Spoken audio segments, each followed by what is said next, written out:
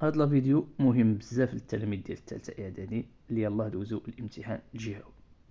اذا كان شي تلميذ شك بانه وقع تما شي خطا في التصحيح ديال شي ماده من المواد ديال الامتحان الجهوي اللي يلاه دوز فيهم الامتحان، فالان بامكانك دير اعاده التصحيح، طلب اعاده التصحيح في ديك الماده فاش غلط يقد يتزاد لك كما انه يقد يتنقص لك. يعني الا كنتي متاكد 100% انك خدمتي في شي ماده وقع انه تما شي خطا في التصحيح، فيمكن لك تتجه للاداره ديالك كتقول لهم انا بغيت ندير اعاده تصحيح في شي ماده، كيعطيو لك الطلب كتعمرو وكتسني وكتدفعو ليهم.